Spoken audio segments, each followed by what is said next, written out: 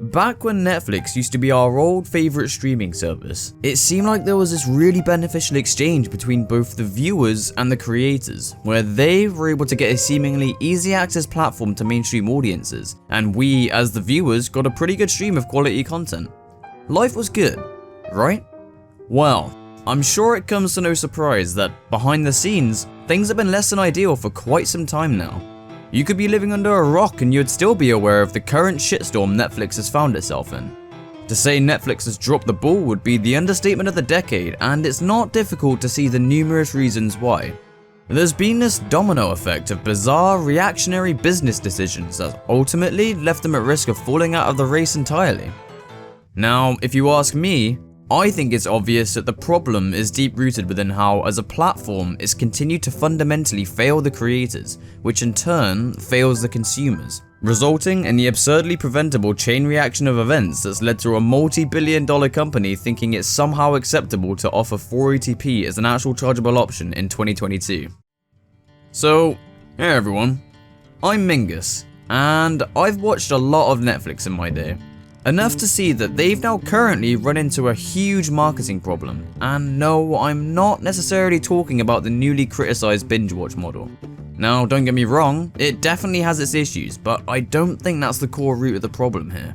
Sure, the weekly release format has proven to be extremely beneficial in regards to keeping these shows within the mainstream conversation, allowing time for speculation, hype, and the main thing being time for user-generated content to do a lot of the heavy lifting. But my problem with this argument though is that the binge-watch model has proven to be extremely successful in quite a few circumstances where the hype and general conversation have been able to exceed the level of cultural relevance of a show of a similar caliber having been released with a weekly format. So when it comes down to the binge-watch model, without giving this topic a whole video of its own, it's clear to me that there is no black and white answer to this. It works amazingly in some instances, and it seems to handicap some of their productions in others. So for me, the simple answer to this would be to just assess how a show has been designed to be received by audiences.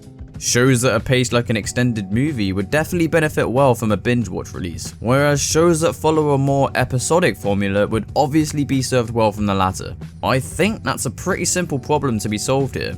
All it takes is a little more adherence to artistic integrity and the numbers will do the talking. But that's exactly the problem here, isn't it? Netflix is kind of weird. In quite a few ways, they've shown a lot of willingness to support and even drive an artistic vision. A huge part of what made Netflix seem like the good guy of the streaming corporation world was how they allowed for some of the more weird and wackier stories to be told, giving a platform for more independent productions and even seeming to pave the way for animation to reach more mainstream audiences. Besides some recurring financial discrepancies where some artists weren't necessarily getting paid as much as they should be, things were great. Until they inevitably weren't. You see, those financial discrepancies would eventually turn into a serious problem when Netflix would be forced to rapidly reallocate vast amounts of their funds, and as you can imagine, this would leave them having to make some considerable cuts. Netflix had to change their business model from being the home of your favorite TV show to instead following the numbers and making the shows we apparently want to see. Examples of this are prevalent when shows that many people hold dear are being cancelled by the masses, whilst other productions like this are being continually greenlit for more seasons and spin-offs. Don't get me wrong, these clearly have an audience and can definitely be enjoyable for sure, but we're in a situation now where shows that people have been anticipating for decades are being cancelled before they can even get a chance to see the light of day, yet they're willing to pour millions of dollars to bring The Rock onto the screen. Make it make sense. So, I'm a big fan of Bojack Horseman.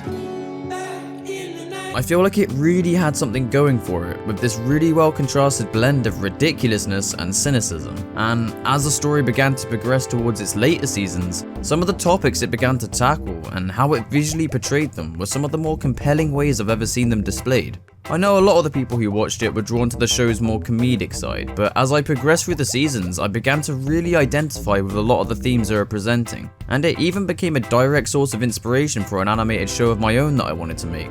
I don't know, it just became a show I really enjoyed coming back to, and the fact it actually had this developing and progressing story that didn't just follow the Simpsons gimmick of having the reset button at the end of every episode was something that really worked well for me, and I know I wasn't alone in that regard. Just taking a quick look at some of the subreddits or even talking to any of my friends who are fans of the show would confirm that these themes really resonated with people. And then, they decided to cancel it. They gave him a season to try and wrap things up and to give the show an actual ending, and the creators did what they could. All things considered, I think they actually did a great job, but I had to go into it with the knowledge that things will be rushed and plot threads won't have the necessary time to be developed. Going back to what I said about artistic vision, this for me is just one of the many prime examples of how Netflix has continually disregarded artistic integrity in service of pursuing a broader audience. Now, where have I heard that one before? I guess in Netflix's case, at least they had the integrity to just end it, but I mean, in Bojack's situation, the creators had plenty more story to tell, and unfortunately, this is just one of the numerous examples of Netflix choosing to cancel shows that are actually beloved, and yet they've given Big Mouth a fucking spin-off. Netflix's relationship with animation is so bizarre to me and I'll never understand it.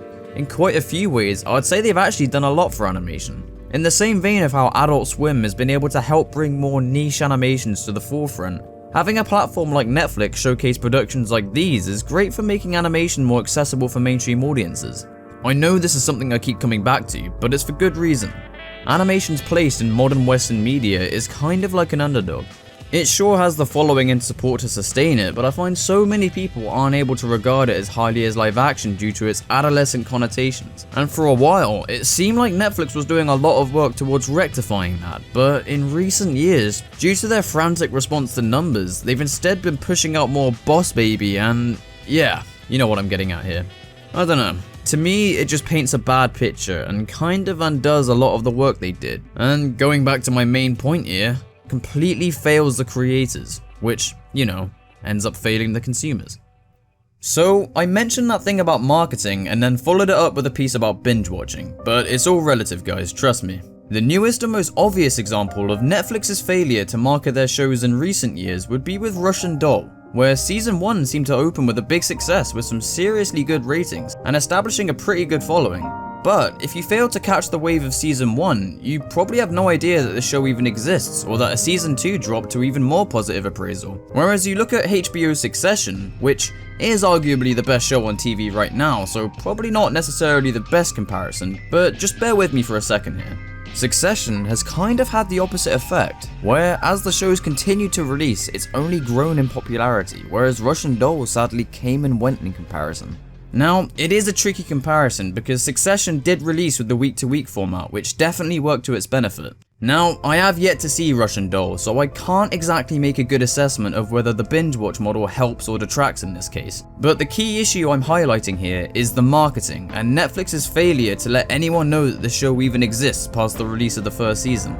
We don't even have HBO in the UK, you know, without a VPN that is, and even I was made aware countless times that this was definitely something I needed to see. Even look at the new Mike Myers show on Netflix. Be honest with me, did any of you guys even know this show existed without those tweets that show the scene where Mike actually voices lines for Shrek? I'd honestly be surprised if you had, and this is just one example of many with how typically these days, social media has had to do the heavy lifting for these productions. And this is how you run into these arguments about the binge watch model and how it doesn't allow time for these shows to actually breathe.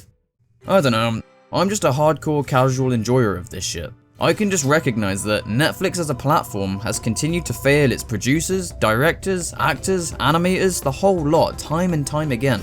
I use the term creators pretty loosely because it can be used to describe every single person who works on these productions, and the more Netflix continues to let the numbers drive every one of their creative decisions, the more and more bland their overall selection of content will inevitably become. And that is not at the fault of the creators here. Do I think this is the end of Netflix? Not necessarily. I think they've got way too much of a stake in this to allow themselves to fall out of the race entirely, but when looking at all of the factors to what's driven Netflix to this current state of mass cancellations and radical enforcement of policies, I think it's all deep rooted within their overall treatment of their creators. So, that's the piece. I don't know, I very much enjoy watching things, so I can't help but have a bit of sympathy to the creators who are being shafted here. And as someone who's worked in the creative industry before, I really can begin to empathize with them. Yeah, I know you guys noticed. What can I say? I'm inadequate. I have been Mingus, and oh my god!